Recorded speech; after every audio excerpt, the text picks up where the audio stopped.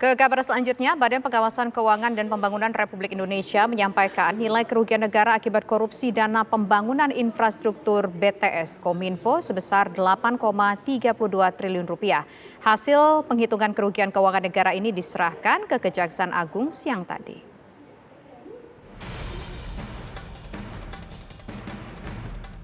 Badan Pengawas Keuangan dan Pembangunan Republik Indonesia menyerahkan hasil audit kerugian negara dalam perkara dugaan korupsi pembangunan infrastruktur menara BTS Bakti Kominfo. Ketua BPK Muhammad Yusuf Ateh menegaskan bahwa pihaknya telah melakukan kajian dan memperoleh bukti yang cukup terkait nominal kerugian negara akibat kasus korupsi BTS Kominfo. Setelah melakukan audit, BPKP menyebutkan kerugian negara atas kasus korupsi tersebut mencapai 8,3 triliun rupiah. Berdasarkan semua yang kami lakukan dan berdasarkan bukti yang kami peroleh, kami telah menyampaikan kepada Pak Jaksa Agung, kami menyimpulkan terdapat kerugian keuangan negara sebesar 8 triliun 32 miliar 84 juta 133.795. Kerugian keuangan negara ini terdiri dari kegiatan penyusunan kajian pendukung, markup harga, dan pembayaran BTS yang belum terbangun. Diketahui, dalam kasus ini ada 5 orang yang telah ditetapkan menjadi tersangka. Teman-teman, seperti teman-teman ketahui bahwa kami telah menetapkan 5 tersangka atas kasus BTS ini. Yang pertama adalah AAL, kemudian GMS, GS, MA, dan IH.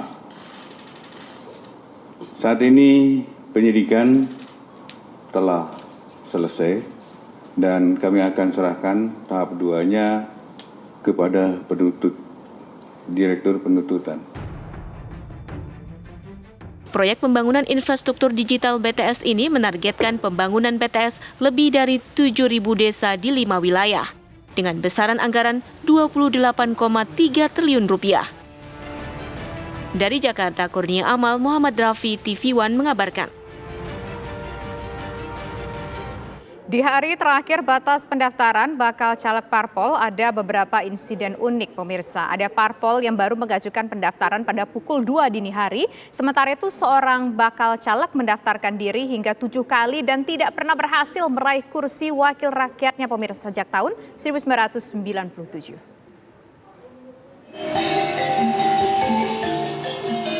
Biasanya jadi bakal caleg dan maju pemilu 2 atau 3 kali dan gagal sudah menyerah.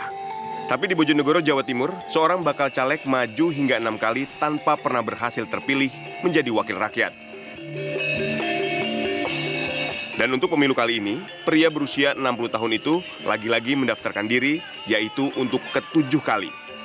Diiringi gamelan oklik dan solawat, Bambang Laras Mujusatoto yang juga dikenal dengan panggilan Pak Bimbing pantang menyerah. Belum pernah jadi. Belum pernah jadi, berturut-turut mulai tahun 97, 1997. Sampai sekarang? Sampai sekarang. Kenapa itu kalau belum jadi, Pak? Karena saya ingin mencerdaskan masyarakat bahwa pemilu itu bukan karena uang, tapi karena kesadaran masyarakat untuk memilih wakilnya dia. Ketua Dewan Pimpinan Cabang Partai Buruh Kabupaten Kota Waringin Timur, Dadi Purba berurai air mata ketika mengajukan daftar bakal calon legislatif. Secara mendadak, Pak. Dedi datang seorang diri ke kantor KPU pukul 2 dini hari. Ia mengaku partainya baru menerima berkas silon pada pukul 22.45, sehingga tidak sempat perbaikan. Stempel partai pun dibawa sekretaris yang sedang mudik ke Jawa. Namun apa daya, KPU tetap menolak karena berkas persyaratan tidak lengkap dan pendaftaran sudah ditutup. Sementara itu 764 bakal calon legislatif DPRD mendaftarkan diri di KPU Kota Tangerang, Banten. 764 orang ini terdiri atas 482 laki-laki dan 282 perempuan. Mereka maju dari 18 partai politik. Tim TV One mengabarkan.